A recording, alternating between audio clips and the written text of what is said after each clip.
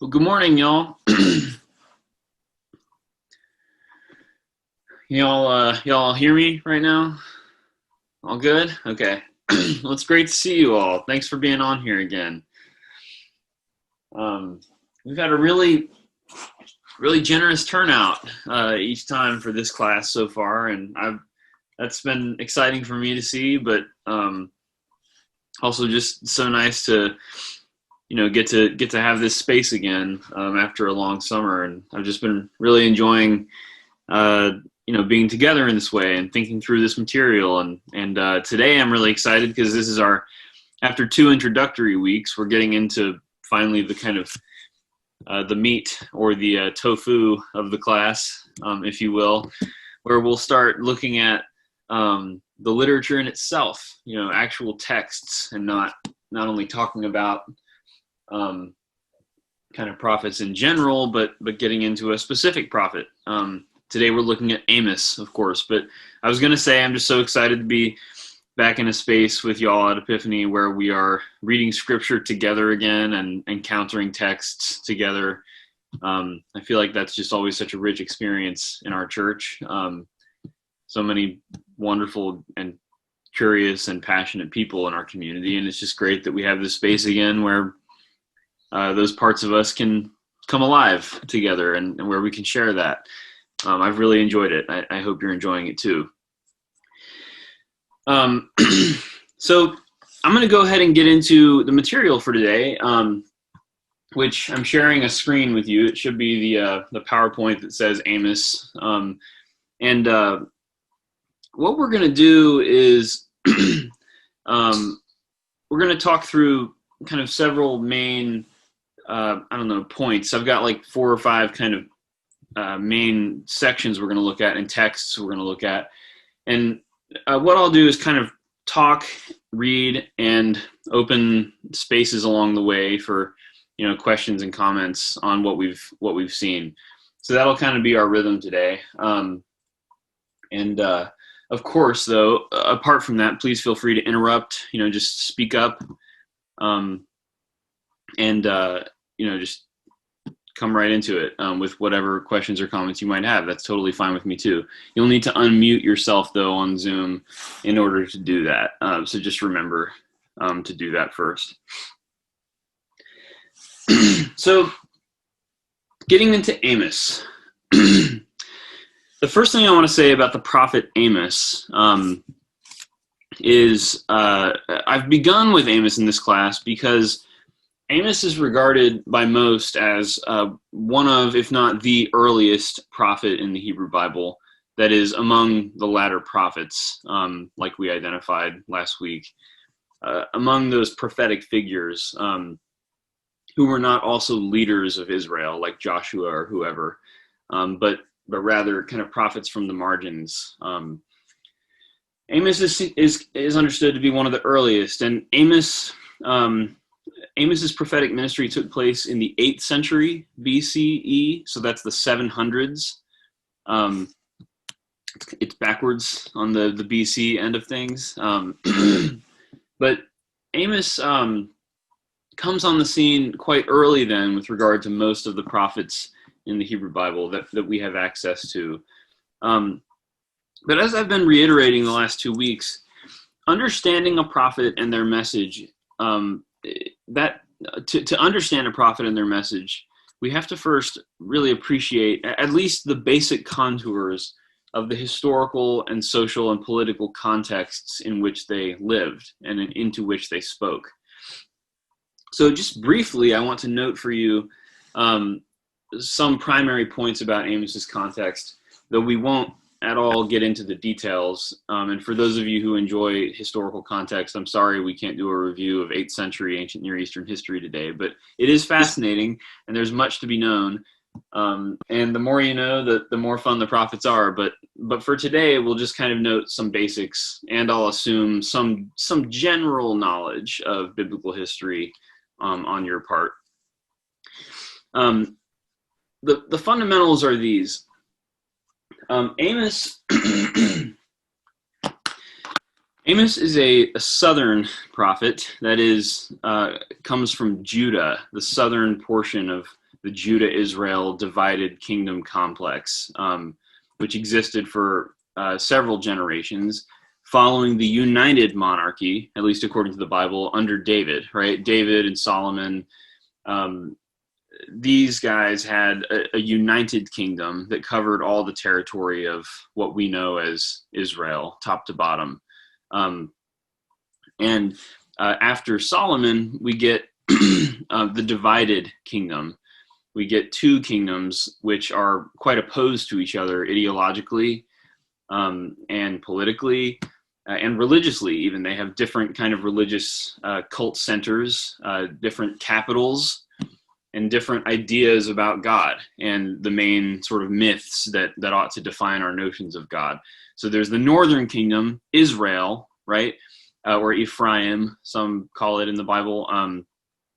Israel's capital is Samaria then, and Judah in the south, Judah's capital is Jerusalem. So most of what we have as the Bible, for the record, the Hebrew Bible, the the texts that come from it, the perspectives preserved in it, most of these are Judahite. They come from Judah. Israel's perspective in these texts is preserved through some texts that seem to have been composed in the north, but mostly even those have been filtered through the lenses of southern Judahite editors. So the Bible as we have it very much reflects a southern perspective on the history of Israel and Judah and the theology of Judah and Israel. I mean, Deuteronomy, for instance, is like maybe the most important book in the Old Testament theologically.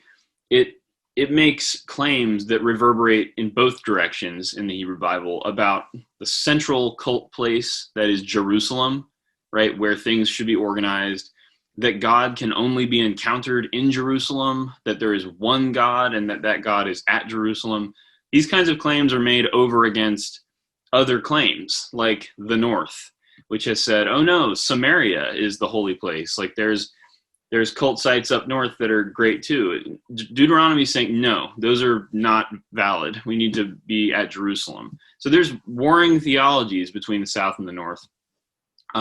Tense relations. This isn't just like two states within a union. These are two kingdoms with different monarchs who historically are quite at odds and theologically. So the boundary is not a friendly one, and people are aware of that dynamic. That having been said, Amos is a southern prophet, a farmer actually, we'll discover, who comes from Judah, the rural regions of Judah, not Jerusalem, but Tekoa is actually the home place of Amos. It's this small town just a little southeast of Bethlehem, so near Jerusalem, but very small farming town. And Amos is called out of there to go north, to go to Israel. So not to Jerusalem or wherever, but rather this southern farmer is called to travel north to the capital of the northern kingdom, Samaria. And this is where much of Amos's prophetic ministry takes place. So Amos, in the first place, is already completely out of his element when doing his ministry. And in many ways is already just not following step one for being a good pastor or whatever, that you should kind of be from the place of the people you're talking to.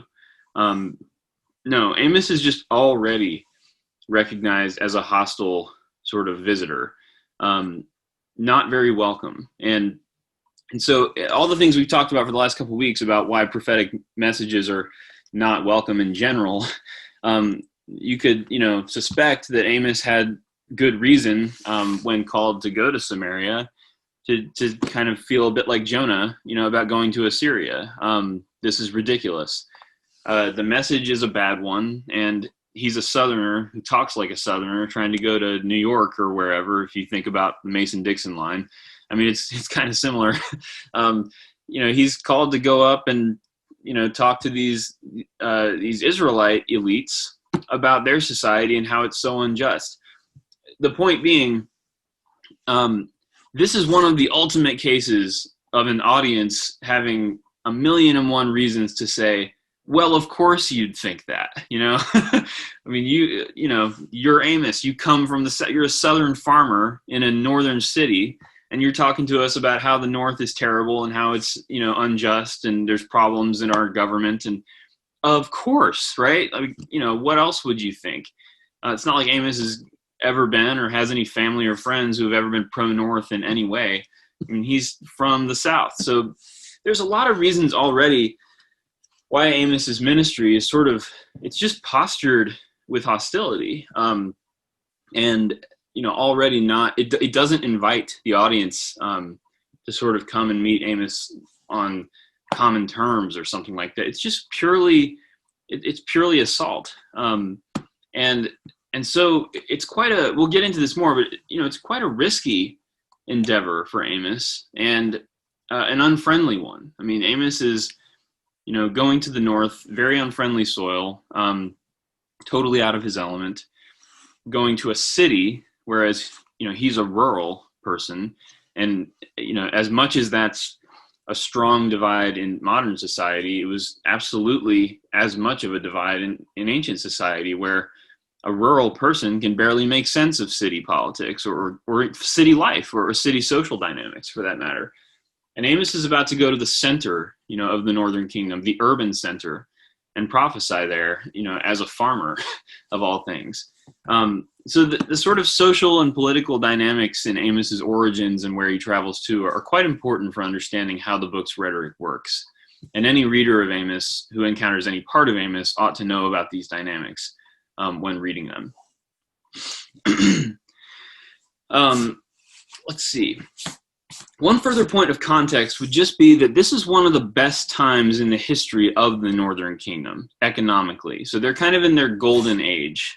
Jeroboam II is king, while Uzziah is king in the south. So there's two kings, remember, at the same time.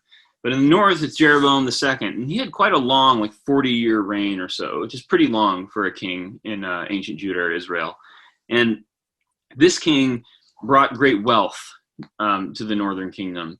Assyria, the sort of dominant imperial power of the time, remember, that's not Israel or Judah. They're a very small nation, right? But Assyria is the great, powerful imperial presence. At this particular moment in history, was not very strong. Right around the end of this king's reign, so after Amos's ministry, Assyria is about to get incredibly strong, and the Neo-Assyrian Empire will begin. Tiglath-Pileser III will sort of unite an imperial military and just dominate the ancient Near East. And it's actually through these events that the North ends up falling and being defeated, and eventually the South as well falls to Assyria. This all happens near the end of the 8th century, but right now we're still in the middle of the 8th century, before Assyria picks up steam and becomes extremely powerful. So Assyria is kind of not a big problem at the moment, and the North is able to operate politically kind of autonomously and to sort of develop trade routes, bring in good wealth. They're not giving all their wealth away in huge tributes to a powerful empire. So they're sort of enjoying themselves and building the economy, and things are going well under Jeroboam II. And it's into this economically rich, surplus sort of state of things that Amos comes. So it's a comfortable social and political situation in Samaria. In other words, it's no time for people to be wondering what's going wrong, why are things so bad, who has an answer for our problems. People aren't asking those questions. It's not like America right now, where we're sort of in a time of crisis and people are looking for explanations and ways forward. People aren't asking that question. For dominant society, it's more like the 90s or something, when there's kind of an era of enjoying the fruits of decades of working some problems out socially and politically. Whether that's the case for the marginalized, that's a totally different question. But at least for the dominant elites of society, this is a good time. And nobody's wondering what's wrong or what we should do differently. It's into this moment that Amos comes and has quite a bit to say about how things could be different and how bad things really are. So you start to appreciate why the prophetic ministry is so different from, say, a cultural critic's work or even a social justice advocate's work. Prophets are often called into moments of their ministries often stand in absurd contrast with the dominant social consciousness. And this is why they're often not just dismissed, but murdered. I mean, they're seen as traitors politically and confused psychopaths in several instances, because their vision of society is so different fundamentally from the consciousness that dominates both liberal and conservative society at a given moment, to use a very anachronistic binary. But to use a present view, it would be both major parties are confused and disturbed and offended by what a real prophet would have to say. So appreciating their context is important for understanding how the oracles of a given prophet like Amos in a given moment, socially, are just, they're not just confusing, they're just so unneeded. They're answers to questions nobody is asking. And they're not then easily picked up by major parties or platforms. And this is why only very marginal followings, develop around prophets. A few people, a little pack of crazies who find their poetry really compelling for whatever reason, because they identify. And usually these groups come from not the dominant classes, but the groups that are in a given golden moment, not experiencing things so goldenly, right? And, in those periods of economic or political peace, historically, it's often the case that such peace is coming at the very great cost of many unheard voices in society, right? At least this has been the case for many great civilizations, but this is the context into which Amos comes, and so one should appreciate sort of the way in which his words are not in demand in any way in the place that he's going to. So all that having been said, I want to read a little bit and get us into the material of the prophet himself. Let's see. Yeah, I'm going to open with one of Amos's oracles.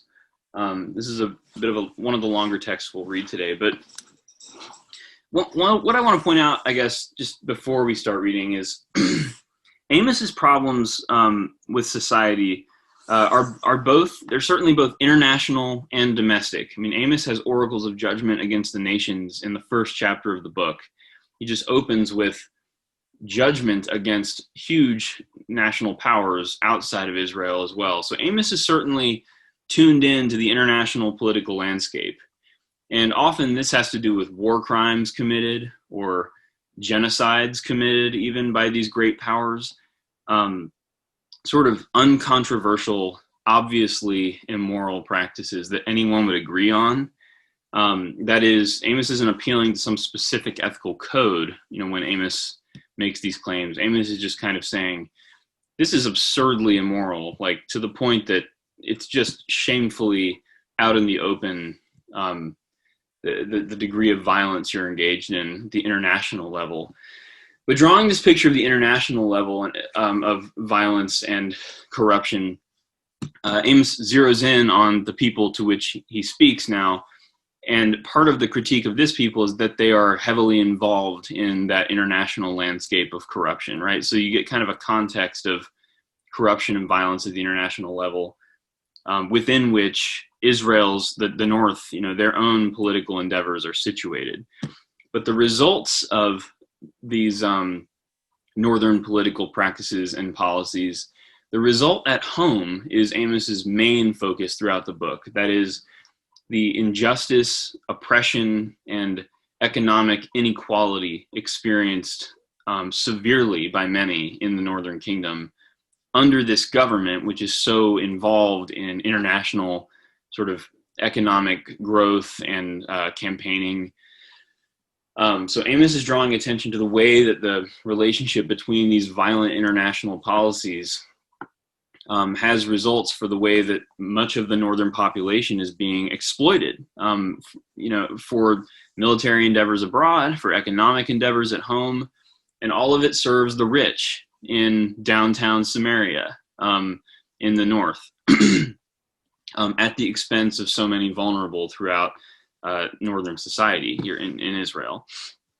So having sort of set that stage now, I'm going to read a few texts from Amos.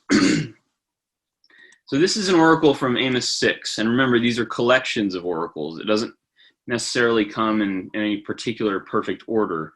But this is one oracle where we get a sense of Amos's overall kind of critique that he's bringing. Amos says at this point, "Alas, for those who are at ease in Zion, and for those who feel secure on Mount Samaria," Samaria, the capital of the north, right? "The notables of the first of the nations to whom the house of Israel resorts. Cross over to Calneh and see. From there go to Hamath the Great, then go down to Gath of the Philistines. Are you better than these kingdoms? Or is your territory greater than their territory? O you that put far away the evil day and bring near a reign of violence. Alas for those who lie on beds of ivory and lounge on their couches and eat lambs from the flock and calves from the stall, who sing idle songs to the sound of the harp, and like David improvise on instruments of music, who drink wine from bowls and anoint themselves with the finest oils, but are not grieved over the ruin of Joseph." Joseph is another name for the northern kingdom, so the country, that they're not grieved over the just ruinous moral state of their own land, even as they enjoy themselves. Verse 7, "Therefore they shall now be the first to go into exile, and the revelry of the loungers shall pass away. Yahweh God has sworn by himself, says Yahweh, God of hosts. I abhor the pride of Jacob," another name for the north. "I abhor the pride of Jacob, and I hate its strongholds. And I will deliver up the city and all that is in it." So already you're seeing in this oracle the sort of context of urban versus rural politics. You get the sense that Amos is talking to the elites living in the city at Samaria, who enjoy the benefits of lambs from the flock and calves from the stall, right? Who drink wine from bowls and anoint themselves with fine oils, who enjoy their ivory beds. I mean, where do all these things come from? In our modern world, we often don't think very much in our cities about, where all the things come from that our lives are made up of. I mean, many of you do. I know you're conscientious. I just mean our society in general is, urban centers have been built up so much that we just have no idea in urban centers often where all the materials come from that make our lives. And I mean, it's worth remembering as we read these texts. In an ancient society, this is even more the case. A city is essentially a place made possible by the rural areas around it, right? And remember, internationally imported goods were very luxurious in the ancient world. Today, it's commonplace.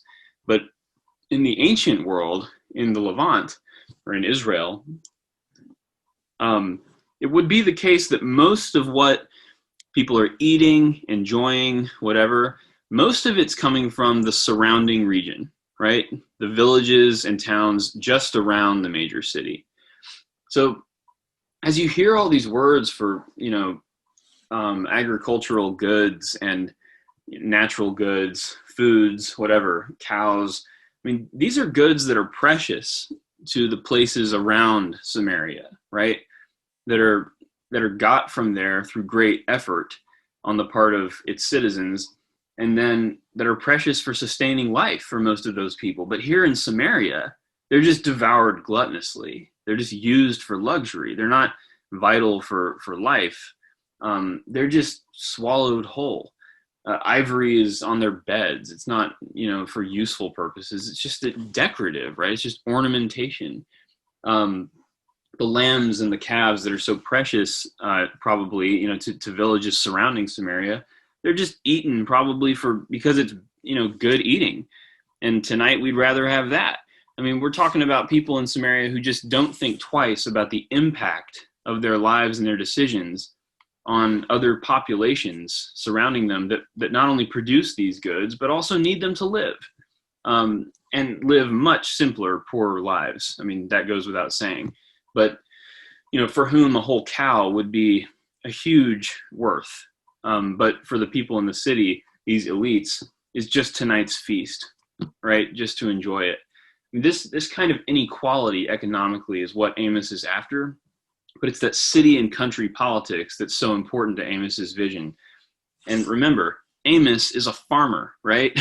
So Amos is from one of these rural villages. Amos isn't the king's, intellectual right-hand, graduate of whatever university, like counselor. Amos is one of the people who knows what it's like to live in the shadow of a city and not to be from the city.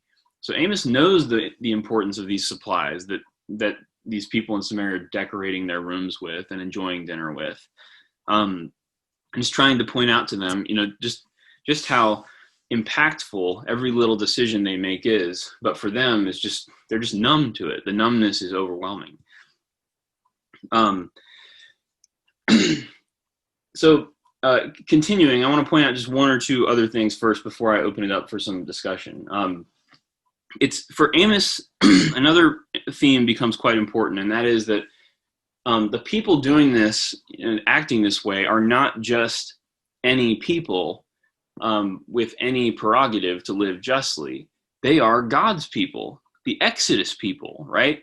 This is a nation that actually does have an ethical vision given to it that it's meant to be living by. Now, that's not to say that Amos doesn't hold Assyria or whoever accountable for their immorality as well, but Amos emphasizes to Samaria, hey, this would be one thing if you just didn't know any better, but for crying out loud, you're the people of the Exodus. You were once a stranger. You were once the oppressed, right? Part of your identity is that you, at every level, you are a refugee who was brought into a broad place, like into a place of abundance. And yet you've forgotten, right? Like you live this way now. You've become like Pharaoh. So Amos says at one point in Amos 2, this is God speaking. Amos is just giving the word of Yahweh, delivering it. But so God says, I brought you up out of the land of Egypt and led you 40 years in the wilderness to possess the land of the Amorite. And I raised up some of your children to be prophets and some of your youths to be priests. Is it not indeed so, O people of Israel? Says Yahweh. But you drove the priests to drinking and commanded the prophets, saying, you shall not prophesy. What an image, right? That's my translation, just to be clear, of verse 12, to bring it out. The literal translation is, you fed your consecrated ones wine, or you made them drink wine. In other words, people called not to be involved in drinking wine are drinking wine in this place. But I bring it out to say, like, your consecrated ones, you've driven to the point of being, involved totally in, non-consecrated activity. But also, I really think the meaning is there in this verse. You drove them to drinking, like you drove them to the bottle, like proverbially. I think it's there. I really think the point is, like, because they're tied up in one another. This kind of corruption doesn't just come from nowhere. It comes from an existential sense of uselessness on the part of priests and people like this.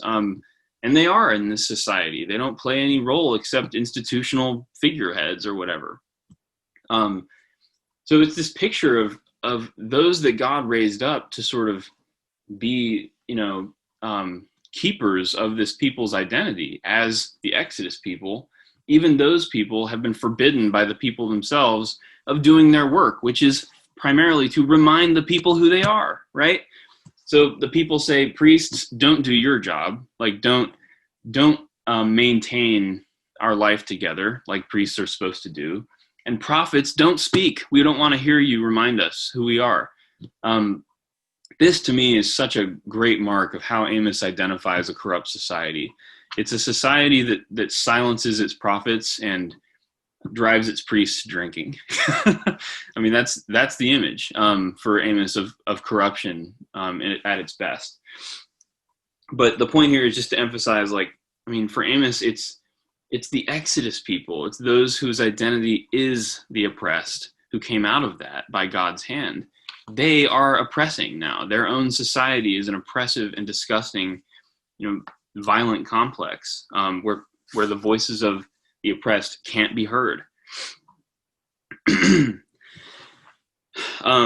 So finally, before I open it for discussion, I just want to point out that in the midst of such an unjust society, like I've described here, it would seem natural, I think, as I think sometimes it does in our own world, if I may, to say God is nowhere to be found in this place. I mean, to look around and just say, so much injustice really does drive us to question, if God is real, then God must at least be not very involved in things. There must just be an extent to which God is more of a existential kind of distant reality than God is an active, powerful agent of change in the world, because these situations of injustice run so deep and they're so overwhelmingly prevalent in society. Where is God in it all?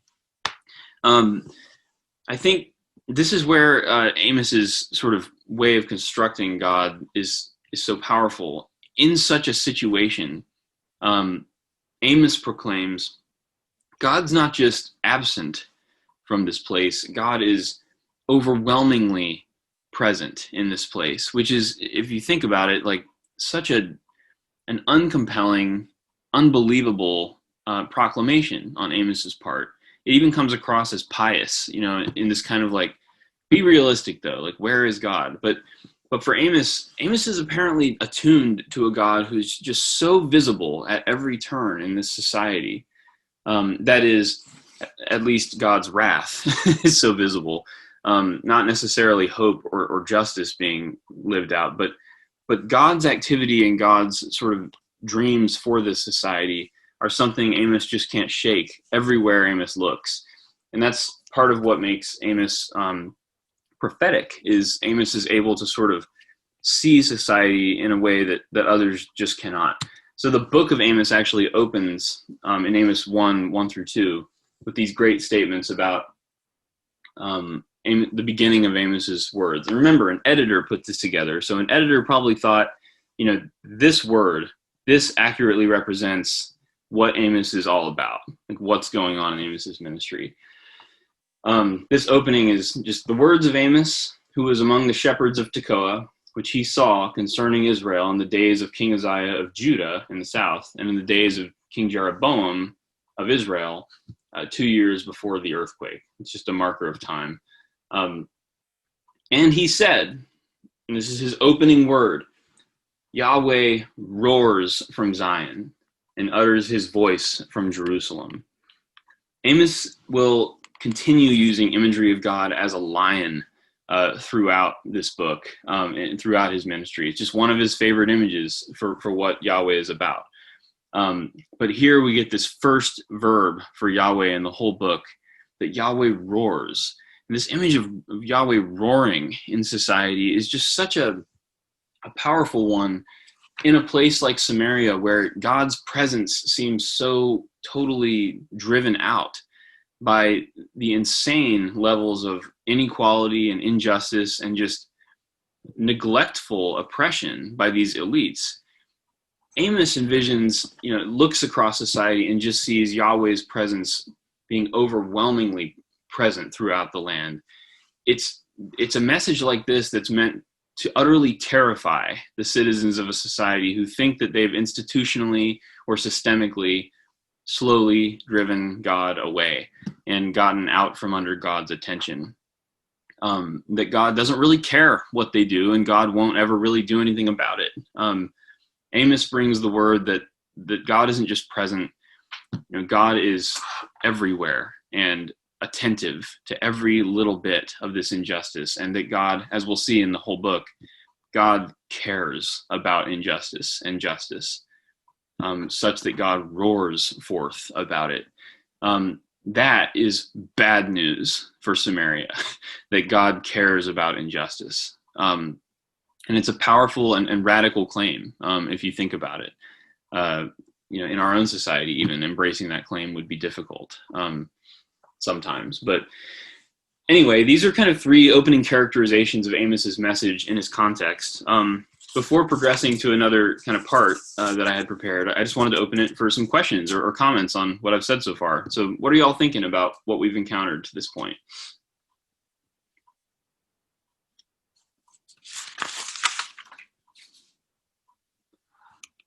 And remember to unmute if you decide to speak.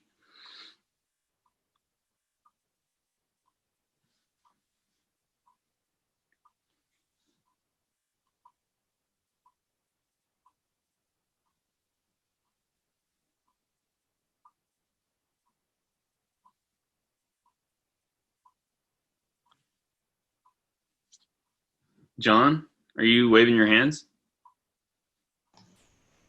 We haven't been able to unmute, but I think we can now. Oh, you're not able to unmute?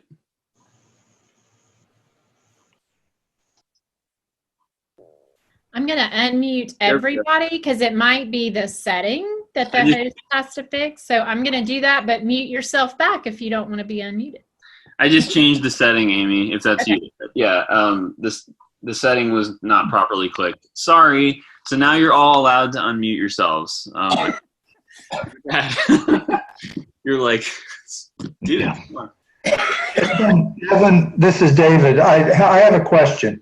Okay. What was the population of the capital Samaria at the time? Oh, that's a good question. I don't know off the top of my head.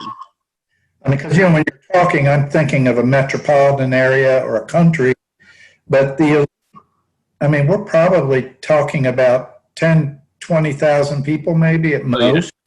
Yeah, but more than that probably for an urban center. You think so? Okay. Yeah, probably more than that. Not much more, somewhere in there. The elite isn't a real large group of people. Well, yeah, I mean, the upper class, like the 1%, if you will, is certainly a kind of a small group, but many of the middle class and upper class in an urban center like Samaria are indicted in this as well, because the point here is that in the city, the standard of living is so much higher in general, right, than it is outside the city, and so the classes are divided a bit differently in the city than they are outside of it. But yeah, I'd think of it something like a big, like kind of a university town or something. So it's not a city, but there's a lot going on there because there's jobs, there's the official cult, there's the temple and the palace complex, and quite a lot of other, opportunities to be employed in a place like Samaria. So lots of people. Yeah. I was surprised to hear that David was referred to in a sarcastic way, that he improvised music or something. Yeah, totally. Right, yeah, that's on this slide. It's for those of you who sing idle songs to the sound of the harp, like David improvised on instruments of music. Yeah, I don't know, maybe not sarcastic. I think the point here is, David, in the imagination of this poet, at least, is a very well-known, royal and spiritually content, at least in this construal, person whose life was good and relaxed, and at least at the time he played the harp was a pious worshiper, just sitting back in the temple, enjoying participating in worship, and playing on the harp to no end, right? There's just it's an image of relaxedness. And the point is, these people sit back and sing song after song to God, right? Worshiping. And they even sit around and enjoy it, improvising on their instruments, as if things aren't just total, just a disaster morally around them, right? So the contrast is between their the smiles on their faces and their enjoyable, lovely worship services, and sitting back, even like David did, just playing the harp. And it's just, it's a contrast with the total lack of morality in their society, in the way that others experience society as a furnace of oppression, So that's kind of what that was for, at least. But yeah, it's a funny image. Well, it's easy to project some of this on our current political state. Yes, it is. On economic equality, on Black Lives Matter, on all sorts of situations that have arisen in our very privileged country. Absolutely. Laura, that's something that's been going through my mind as well.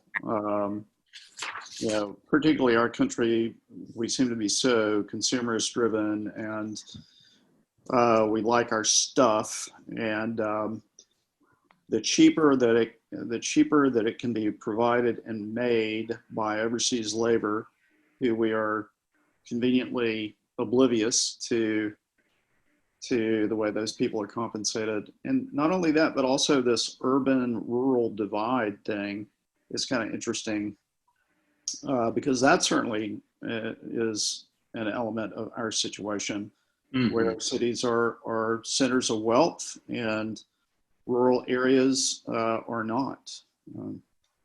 Which makes you feel sort of nervous, because Amos is speaking for those people outside the city. Makes me a little nervous. Right, and I think, as privileged people, it's meant to make us nervous, and it's meant to call us to a sense of responsibility and justice. Most of the Israelites and the Jewish people, a lot of what they are about is justice. So yes.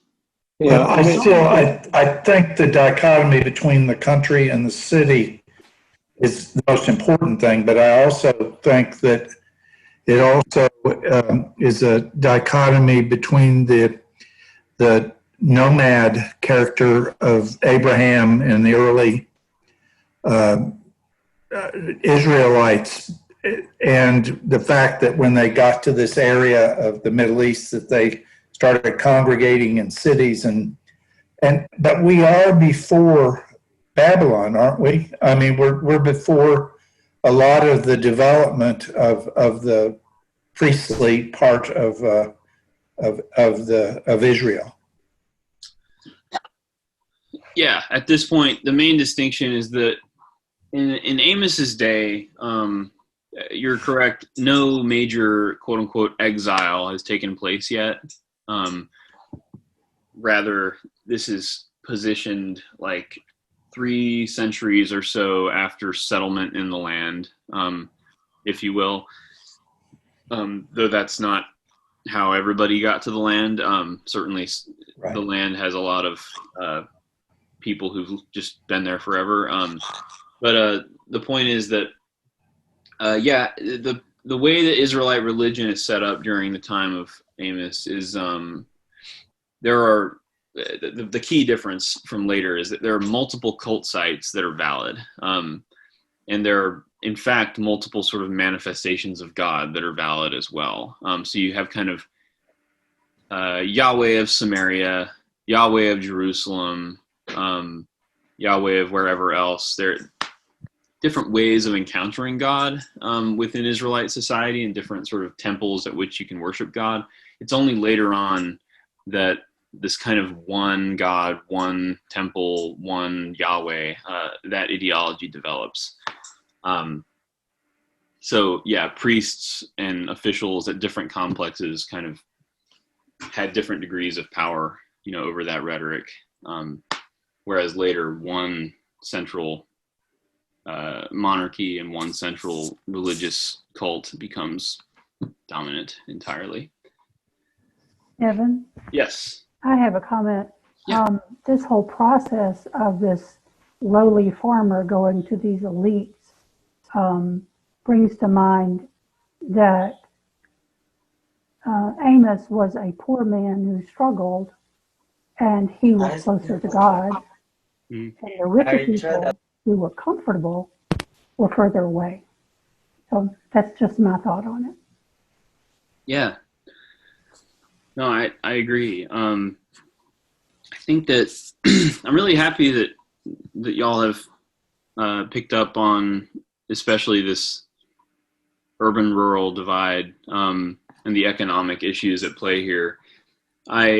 Y'all as an audience may not struggle with this necessarily like others do, but certainly many Christians in America, at least, will just say, I mean, speaking generally, they think the Bible and the Hebrew Bible are mostly concerned with kind of matters of spiritual, personal piety. I mean, they're kind of the typical, stereotypical, like sex and drugs and, you know, whatever, like these are the things that mark the people of God.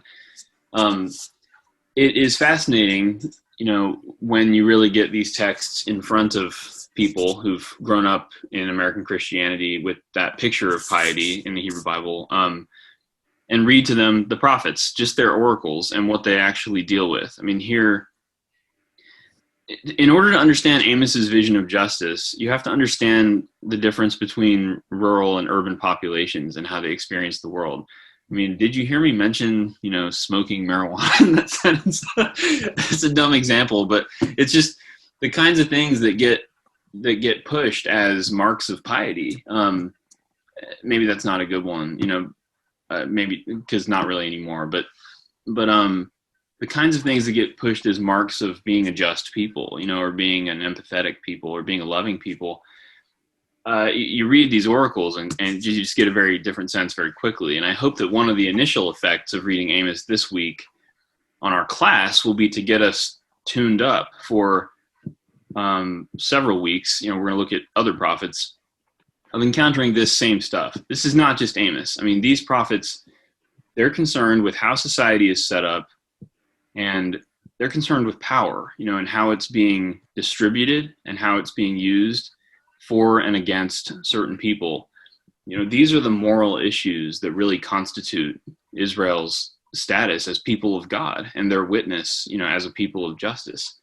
And so, yeah, I was just going to point out that I think people are often surprised to discover that, you know, where our products come from and how they're used is not just, it's not just a hip, you know, American liberal concern. This is an ancient conversation, you know, that is central to the question of morality and justice. It's not, you know, the more intellectual version of something that's often peddled as, you know, simply matters of piety or adolescent, you know, whatever, right? This is it. This is the whole conversation in Scripture. Those other issues can flow out of it, personal ethics, that kind of thing. But in terms of the foundation of our faith, I mean, we are people who concern ourselves with, you know, how people in cities treat people who live outside them. That's what we're about. And if we're not concerned with it, then we've lost it. That's what Amos is saying. You know, you're the Exodus people, so you should care, you know, what it's like for people, for the farmers right now. And, you know, Paul, you mentioned, I'm happy for us to have on our minds, like, oversee the size of our global economy today and our place in it. I'd also just, you know, emphatically draw our group's attention to, you know, not just the way we as a country, you know, exploit international economies, but you know, we just moved from California, and that's one economy I'm kind of more aware of than I used to be, and I just think of the farmers in California, in Southern California, you know, the fruit farms. I think of places right here at home, right outside Los Angeles, that are just, I mean, the way that LA is just demolishing rural areas throughout the Southwest U.S. this has not stopped. And it's certainly not only something that happens when you're an economic superpower that can, import from Taiwan or whatever. This is something that happens in every one of our states. And it's something we can be conscious of at the local, and the national and the international level. But yeah, I think that urban-rural divide is actually super important for understanding the prophets, because they're often dealing with, Israel and Judah, their economies are certainly built on rural areas that do a lot of farming and cities that benefit from them. And just to bring it to your attention, in case you're not aware, it's not only products that can be made or grown or raised that are important to cities, it's also human beings, right? Rural areas grow humans, and urban centers take them for various purposes from those places, either for jobs, right? Either for that or for service work, like literally to serve the people who are the elites. People come in from the rural areas to be the assistants or whatever to everybody working in the center, to populate the palace with employees that make life good.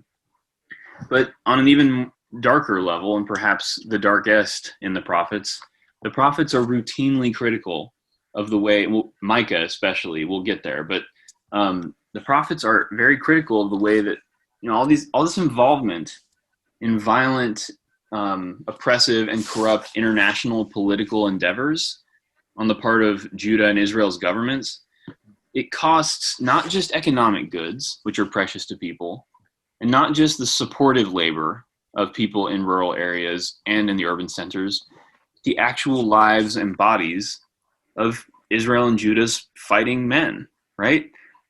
We're talking about the military. The centers draw from the rural areas in their drafts, right? They bring in the boys, it would certainly have been in ancient Israel and Judah, young boys, send them to war for their endeavors, and they never come home. Not only are they, at a very basic level is this tragic because of the loss of precious life, but they're literally undercutting for no good reason, oftentimes vain sort of pursuits on an international level. They're undercutting the very life of these rural communities, because in the ancient world, economics at the local level was much more fragile. You lose a son on a family farm, and your family farm is finished, period. You're going to have a few more years, right? Because your one worker is gone. If not your two, if you sent boys, multiple.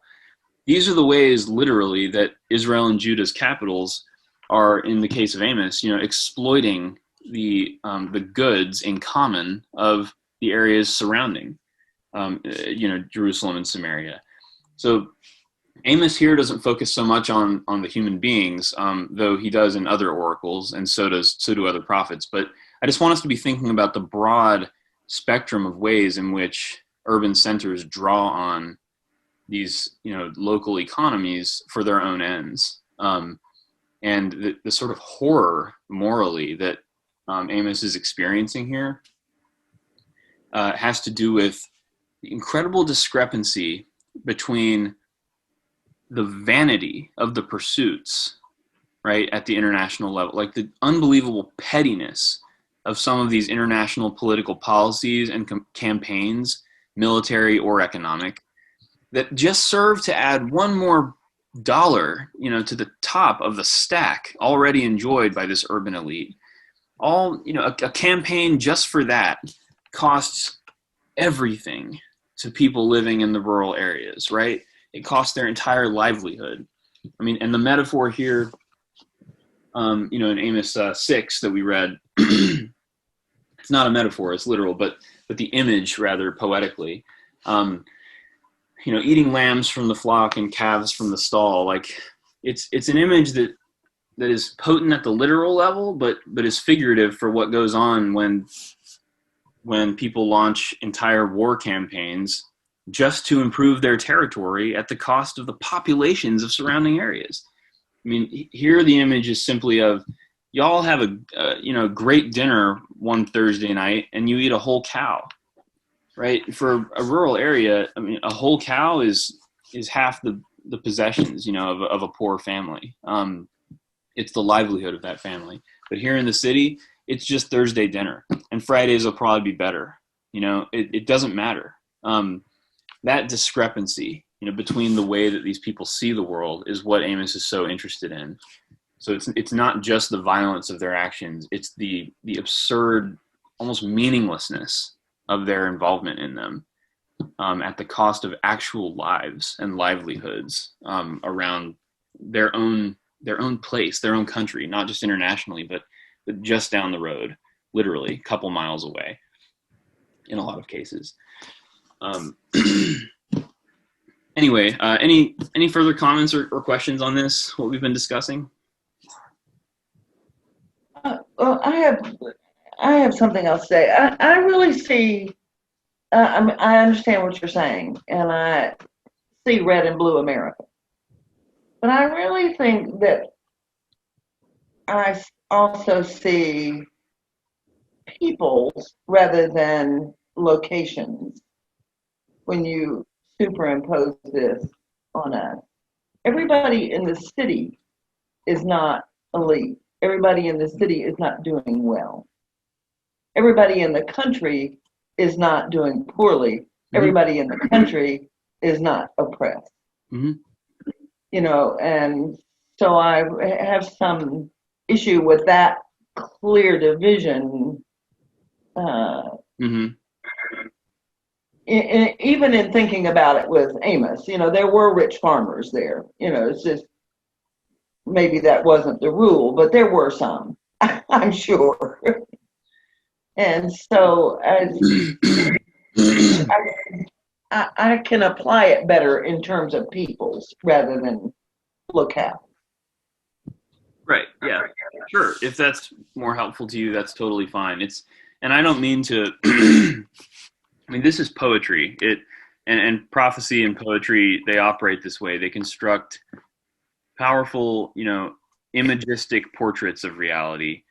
It's not legalese. It's not 32 well thought out pages clarifying the nuance of these visions, right? It's drawing attention to hyper trends, right, in the way that worlds work. And in this particular situation, sure, absolutely, no doubt there were farmers, surrounding Samaria who were corrupt in the way they ran their own farms, probably even complicit in these practices or liked the way it was set up.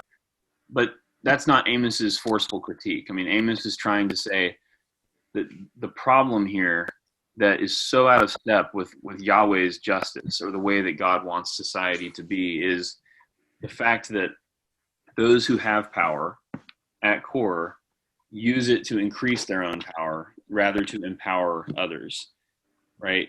That's the main issue. And at least in Amos' society, Amos sees that primarily from the perspective, of the rural to the urban. And this is why I come back to something I said in the first week. This is why the personalities and contexts, social and political, of the prophets are so important to their messages. And this is why Amos is not the Torah. I mean, Amos is a located, very personal, prophetic vision. Amos's own perspective is, this is wrapped in that perspective. And that's why we have to appreciate it from his perspective. It's not, you're right, it's not a totalizing account of how things are. We shouldn't just be pro-rural and anti-urban or, whatever. This is one person's, situated critique that apparently over time, the community of God's people have said something is deeply true here. Something here rings true for how the people of God should organize their life. About what Amos said. So yeah, we should be aware of the nuances as we do ethics and as we construct our own ethical paradigms. But I'd also encourage us to allow ourselves to slip into that place of extreme rhetoric that these prophets use. Their legal language, wisdom language doesn't always use this kind of extremist language, but the prophets are extremists. They're fanatics. And they are, they're anti-rich and pro-poor. They're They don't see it two ways. And that perspective is valuable, because sometimes it's the only perspective that can break open hard hearts, is an incredibly uncompromising vision, that doesn't even allow us to stop and ask whether there's good and bad on both sides.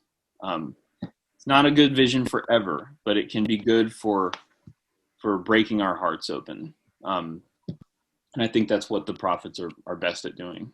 Well, it seems like in this case where you have people who shared a common origin of persecution, wealth and power has created a separation and alienation that wasn't there before.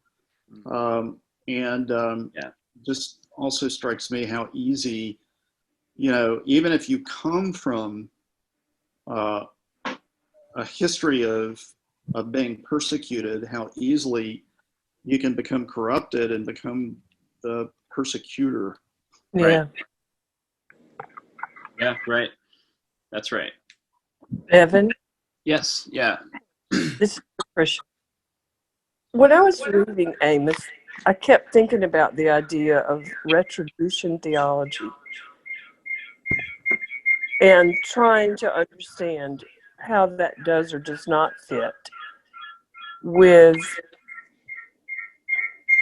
what Amos is saying, that God told Amos to say. And then I started thinking, my understanding of Judaism is that they don't believe in retribution from God. But Christianity has certainly held on to that idea. I guess how did Jews lose that aspect of their belief system? Does that need to be unpacked a bit? Let me turn your sound on. I don't know how to do that. I can walk in the other room, but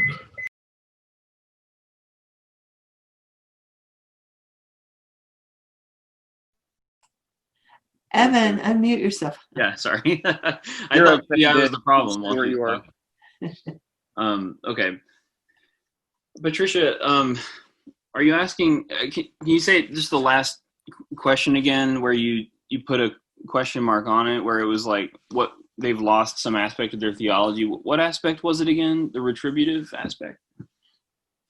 Oh, now you're muted. Mute.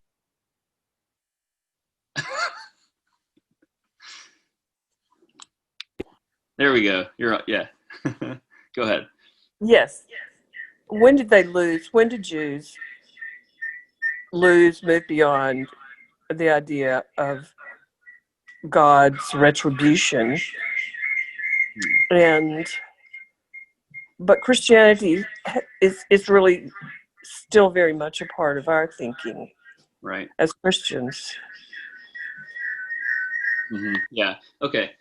So, I mean, this is obviously a very big question that we'll have to pursue at length another time, because I'm mandated today to let everyone go before 12:20 because there are meetings afterward, and this Zoom space has to be used for that. But I will say, I think I'm not sure who you mean when you say that they've lost it. We'll have to talk more about that later. I think in general, there has been a trend to not place emphasis on that aspect of theology because it ends up being so misused so frequently. The retributive aspect of God, that God judges evil, is so often weaponized against people, right? And so as a result, I think many theologies, we'll just say today, have really, at least good theology, good theological efforts, have attempted to sort of decenter that aspect of God and place emphasis on other parts of God, so that they can draw back people who've been so isolated, or ostracized, by that part of the message. But I guess, and we have to conclude, the last thing I'll say is, as we continue in this class, I will try to make a case for a rich and mature way to maintain contact with that aspect of our theological tradition, because it is so important to an adequate picture of who God is, who the people of God are, and certainly I think it's important to a picture of how much God cares about justice. It's one of the strongest ways the prophets convey God's passion for justice. So justice isn't just a good thing. It's apparently, the fiery heart of God. And it's a fiery passion that God has, a consuming one. So it's important, I think, for understanding that aspect of God. And that's why I'll try to maintain it, throughout the class as a center of what we think about. We'll talk more about that in detail. I'm sorry to cut this short. It's been such a wonderful conversation, everyone. And thank you all for your good participation and your contributions. We'll continue next week with Micah. So if you'd like to read, I would strongly urge reading Micah. It's shorter than Amos. Read through the book and, come with your questions. I'd love to chat about them next week. But we'll do Micah next week. Thank you all so much for being here, and we'll see you later.